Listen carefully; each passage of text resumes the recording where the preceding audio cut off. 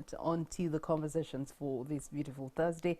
We get to look at one of them being youth engagement in the climate policy at the COP28 that has finally taken a bender many days later. Now, from November the 30th to December the 12th, you do have world leaders, policymakers, activists and corporations all having gathered in Dubai for the 28th annual United Nations Conference of Parties, and that is the COP28. Now, the centerpiece of the COP28 promised to be the Global Stocktake and an assessment process designed to evaluate global processes as well as progress towards the achievement of the climate goals established by the 2015 Paris Agreement that concluded at COP28. Now, the year 2023's Climate Summit transpired at the close of the hottest year on record by far. The urgency around the climate action is once more in the headlines. Now, let's discuss the intersectionality of gender equality, climate justice, as well as climate education, and the disproportionate impact of the climate crisis, especially on the youth, such as myself.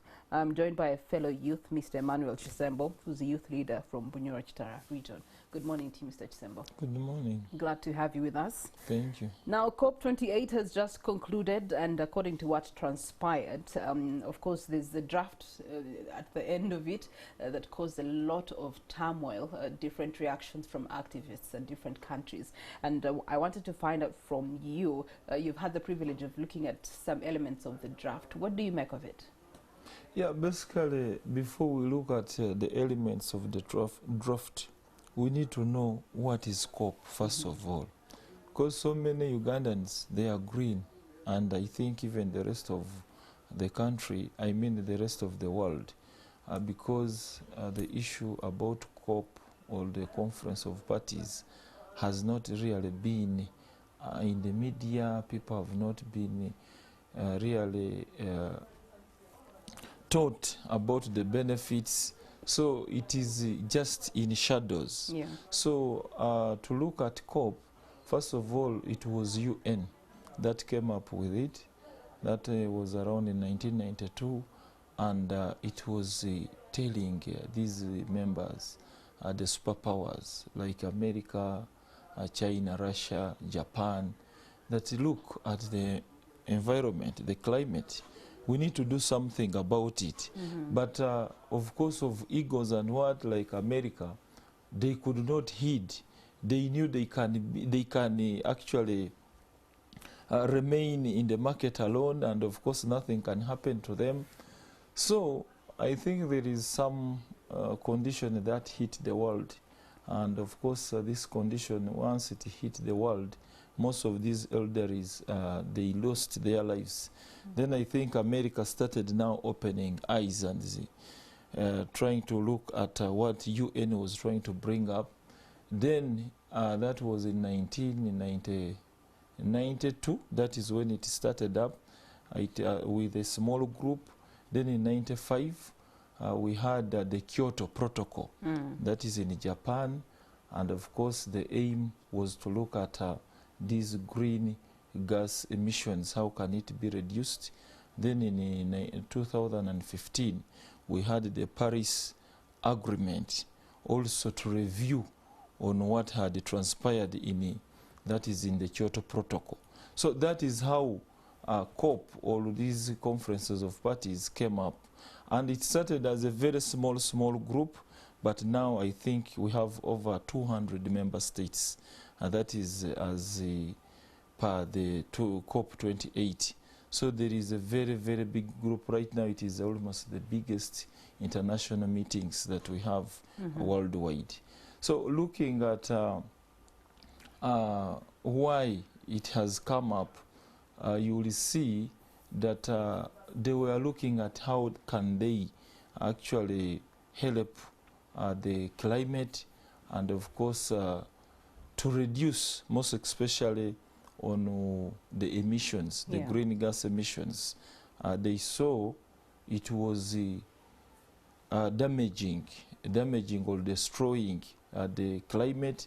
And you know very well, in the beginning, God created this earth and gave it to Adam. But because of greed, Adam started from there and also even these greedy people, the superpowers and the rest, have also continued to hurt the what? To hurt the climate. So they are realizing later that now something should be done. If things should move on like the way they are moving, then we are most likely to head for disaster.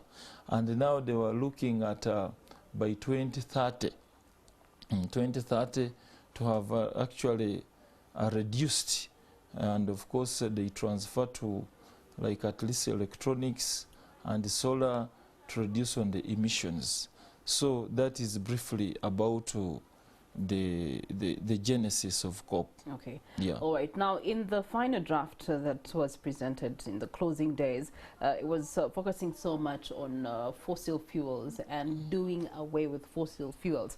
The peculiarness of this draft is that they were not bringing it as an enforcement, but more so as an encouragement to different countries that are still highly dependent on fossil fuels, if possible, to do away with them. And that's why it's sort of a controversy. It caused me to reflect on 50 plus years back, Emmanuel, when another group of global leaders sat together and realized that fossil fuels was the future, was the one to help them build the future that they imagined. So we can't negate the fact that those global leaders at that time, their thoughts have actually given us the world as we see it today, the advancements in industrialization as we see them today, the advancements in the different geopolitics as we see them today, all because of fossil fuels. 50 years ago, we would be saying thank you to them. And so begs the question, do we still say thank you to them for having made those decisions? Yeah, actually, when you look at that, I think it was a short term. And they did not look beyond, because we are talking about 50 years. But we are looking at the world beyond 50 years. We are looking at it in terms of centuries, generations. You look at it beyond. Because when you look at our life expectancy, like in Uganda, right now it is only about 45 years of age. And maybe we can put it to 45 to 50, what you are talking about. But a person like me, I would love to live beyond 100 years. So anything that comes in and it can destroy my future, then it may not be helping me. You can look at something which is of 50 years, and man should live beyond 120 years. Because we have seen a person like Moses. The Bible says that he lived for about 120 years. He died with a clear sight. So when you look at that, a 50-term kind of procedure may not really help. So we are looking at this world to benefit from it for the rest of our lives. If we go, let another generation take over. That is what we are looking at. So with COP, it is about dialogue. Dialogue which equals to negotiation and compromise. Right. Negotiation and compromise. That is between the people who are hurting the climate and the people who benefit from it, like the superpowers. They are the ones hurting the climate. Now when you look at Uganda or African countries, we are the ones who are hurt most. So it is all about negotiation and compromise. That is what is all at these meetings. They always go for yearly. Remember, this is the 28th meeting, and they are looking at the 29th meeting to be very, very inclusive. They are looking at it, and of course they have about 5 regional blocks. There is Africa, there is Caribbean, there is Europe, there is, I think, America, Latin America, something like that. So whereby they always rotate. And once they rotate, they always make sure that the next meeting should be really better than the previous one. So when you look at all of that, you will find that there is a need, because the climate is hard. There is need for a safe planet.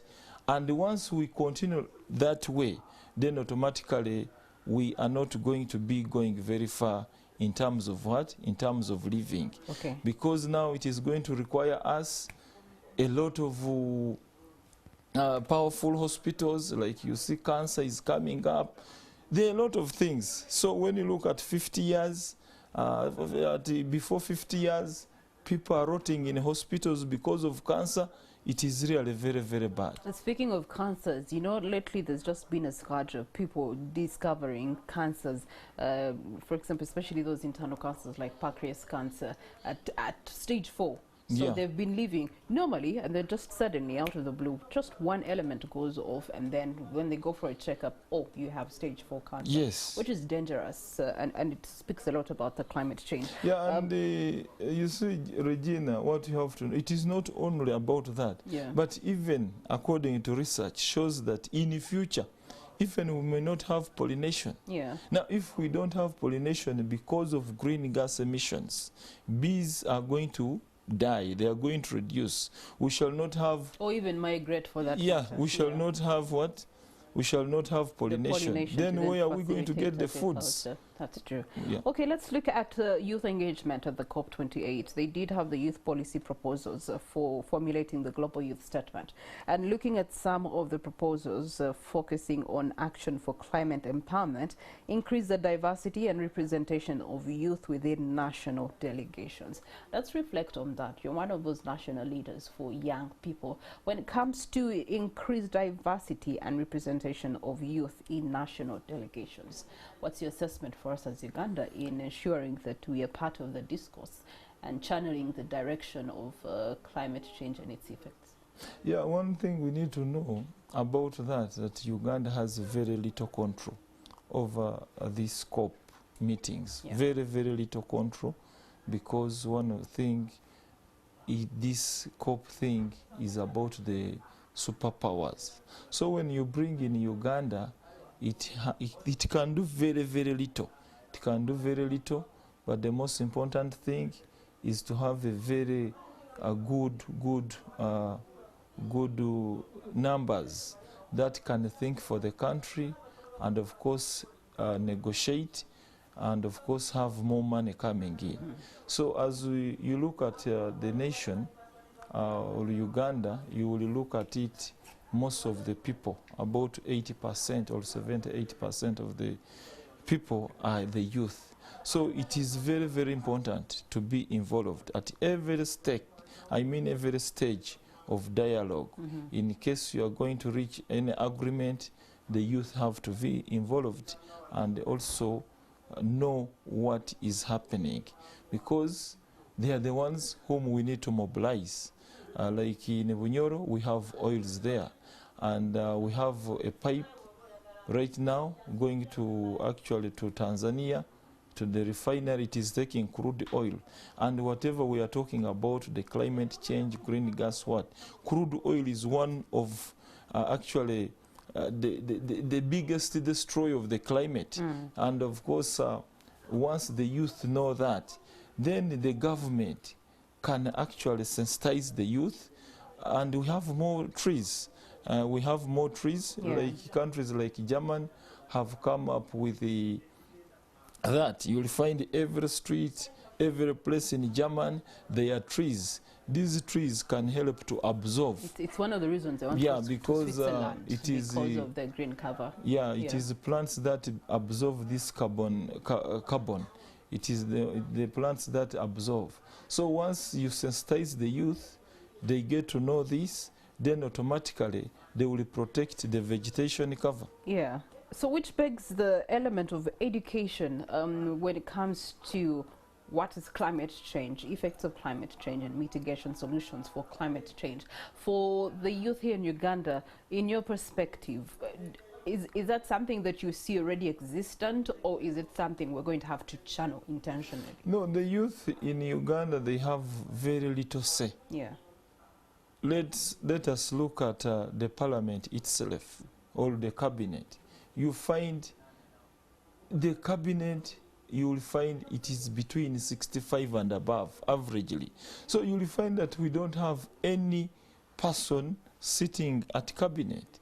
And this is very, very dangerous for the youth and Uganda at large. Then you look at the parliament. How many youth are there? Look at the EDs, these administrators who are running government. We don't have any. So meaning that the youth in Uganda, we are not anywhere.